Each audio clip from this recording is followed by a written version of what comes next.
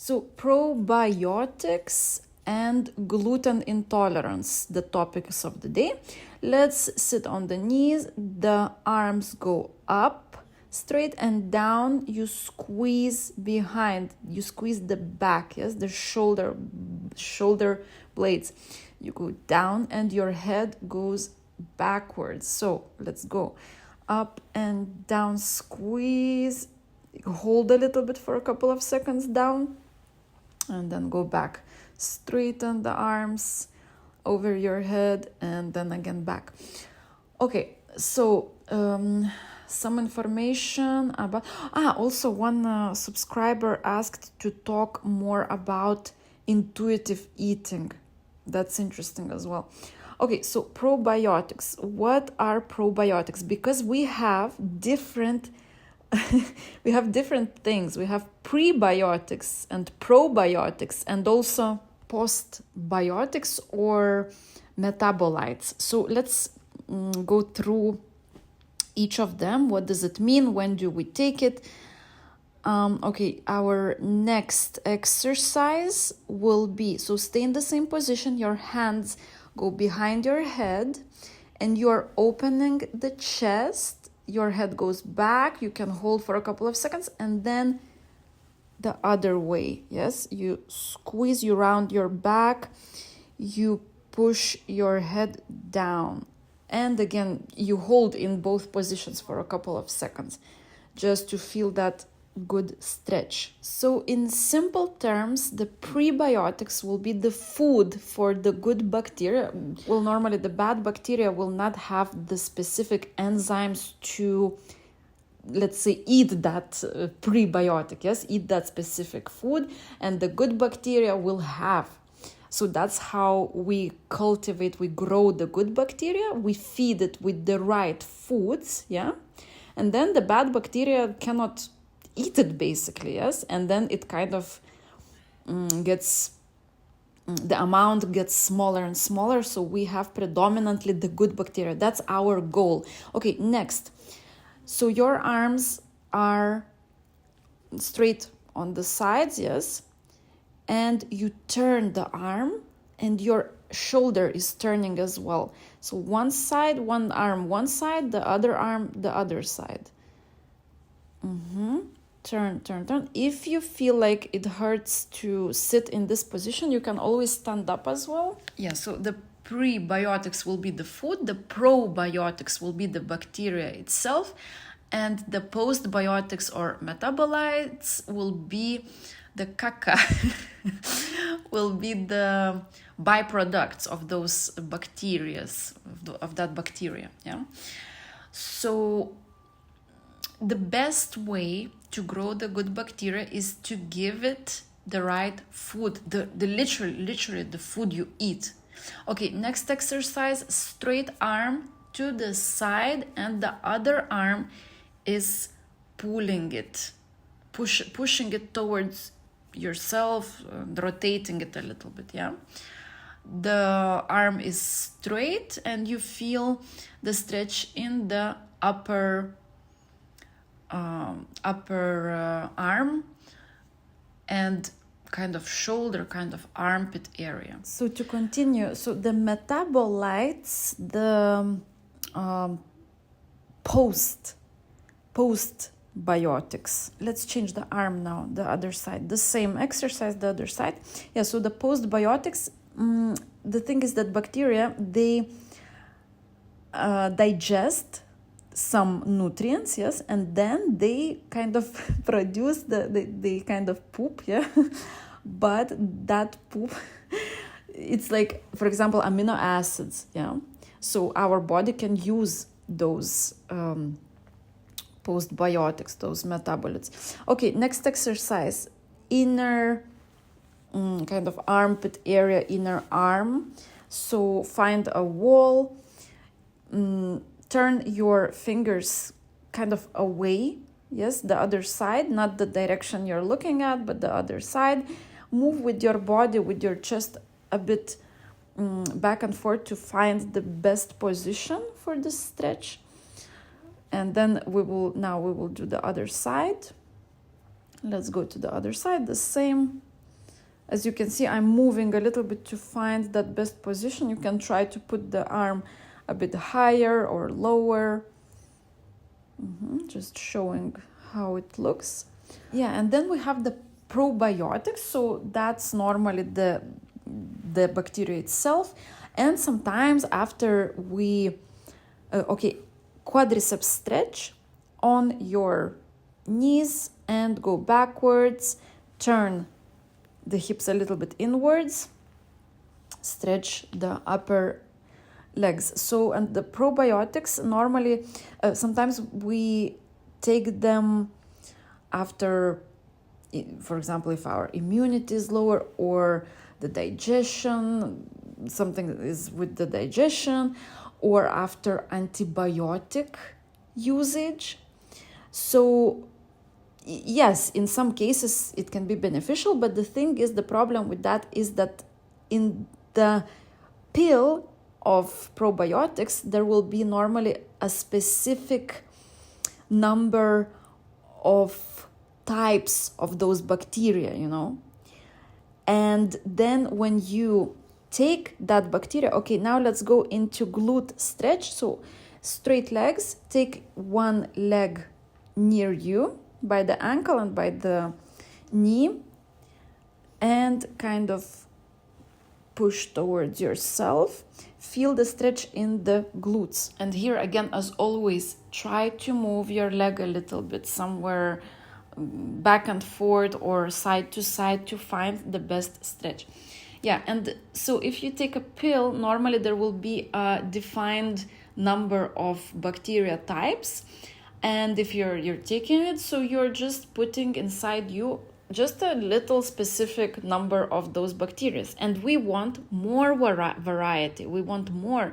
So that's why it's crucial to do it through the right foods rather than relying only on probiotics, So food is essential. Really, I know on myself. And normally, let's change the leg now. Normally, when you change your diet, when you start eating more healthy, it doesn't come immediately. Of course, you can feel immediate changes, but to really, really, really, really feel significant changes, you need to stick to the clean diet for around 1 month or more, 1 month, 6 weeks. So sometimes, we start eating healthily, and sometimes it gets even worse because the body starts to get rid of the bad stuff, and all those toxins, they get into the bloodstream. We feel sick, we feel bad. So it's a bit of it's like with always, if you want to grow muscle, it will hurt. You will do exercises and it will hurt. It's through pain, no pain, no gain. Okay, now let's go in a simple straight leg stretch. Straight legs, and you just bend on the legs. Yeah, so just basically to sum up about the probiotics, just eat proper diet, which will contain food for the good bacteria, and everything will be fine. Okay, the next thing is intuitive eating. So, you might say, oh, I intuitively want to eat that cake. I feel like I want to eat this cake. So if all the points are not in place for your intuition to be heard at all, to be felt at all, because wanting sugar, it's not intuitive eating. I mean, it can be, but normally it's not. Normally it's some kind of addiction. Okay, now wide leg stretch. I will explain. Wide leg stretch, and now we just try to reach as far as you can. If you can put your belly on the floor, or at least your head. So what we eat creates the according bacteria in our gut. If we eat vegetables, we have more good bacteria, and the bacteria is sending signals to our brain to seek for similar foods or the same foods. If we eat a lot of sugary food, we have the bacteria which like sugar, and that bacteria is also sending the signal to your brain to seek for sugary food, for more sugary food. And then, if you eat a lot of sugar, then you have the sugar levels which are unstable. Okay, let's go to one leg now. Let's stretch towards one foot, yes, one side. So sugar levels are unstable, and then it's also like jumping, and then you feel tired, and then you crave sugar. You want sugary food more. Also, if you don't sleep properly, if you don't sleep enough, if you don't go to sleep at the right time, all these factors will impact your hormones, which are responsible for hunger or satisfaction, yes, by food. So, for example, if you go to sleep too late, let's change the leg now, other side. If you go to sleep too late, or if you don't sleep enough, or if you are working night shifts as well, that will impact a lot your hunger levels and your kind of energy levels, because it's not the same if you go to sleep, for example, at 9 and you sleep for 5 hours, or you go to sleep at 2 and you sleep for 5 hours until 7. Let's stretch the side now, to the side, the same position, but side stretch. Yeah, so it will be not the same quality sleep. The same 5 hours, but not the same. You will feel less tired if you go to sleep at 9 and you wake up at night. Basically, it's not realistic. It's not correct. Still, let's change to the other side. But when you go, at what time you go to sleep, your sleep quality will depend on that as well. So yes, that point. Then if you are using food to solve, to solve problems which cannot be solved by food. Okay, now deep squat, just a simple squat, but deep. You can push away your knees with your elbows, or also put the hands on the floor for more support. And you can also move from side to side for a different stretch feeling. What I was saying, that if you are using food, for example, if you're bored, or if you don't use your full potential, for example, if you're in your comfort zone, if you feel like I should do this or that, or maybe I should change something, maybe I need a challenge, but I don't do anything, most probably you will start drinking alcohol, 1 glass per day, in the evening, or some sugary food. You will be gaining weight there, So it's so complex, huh? Okay, now we go into cat-cow.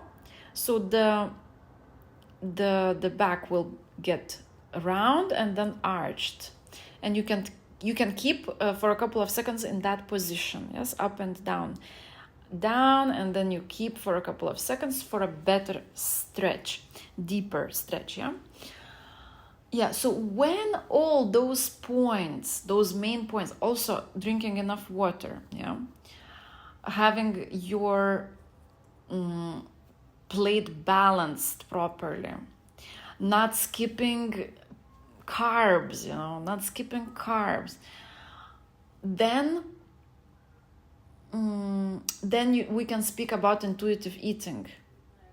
And most of the time it will be just simply physical hunger which you should feel. Okay, now we will be going with the chest, upper body, upper part, up and down. So you will go up and you will feel the stretch in the shoulder area, and then you go down with the chest and you will squeeze your shoulder blades, and also hold for a couple of seconds in each position for a better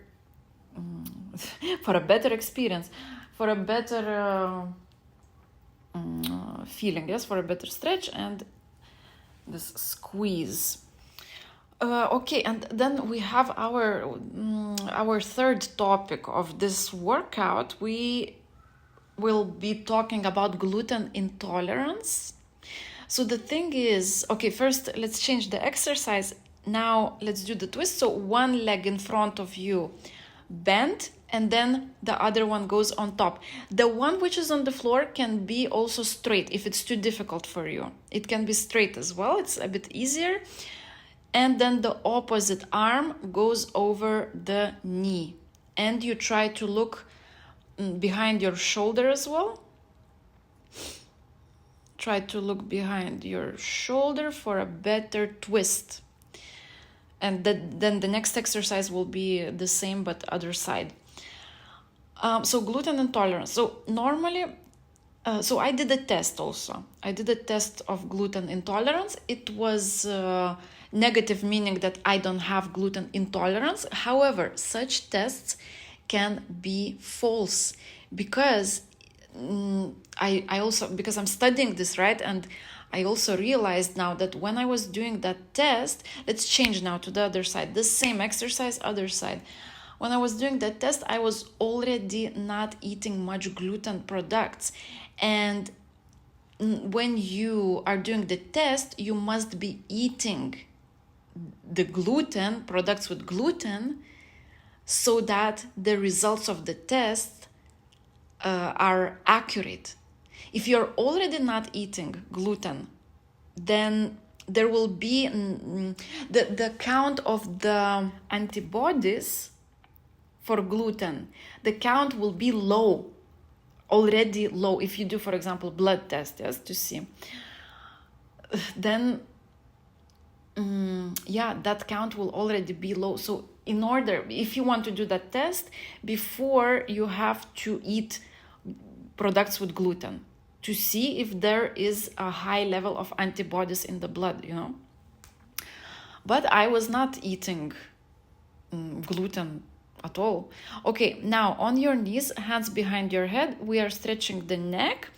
Your back is straight and just pull the head down. And also, so what to do in that case, you know, because I still felt, I did the test and I felt like, but I don't feel good when I eat products with gluten. So there can be also not only like gluten intolerance, but also sensitivity to gluten. And that can also be on the cellular level sometimes, which we cannot track, which we cannot test. Inflammation on the cellular level.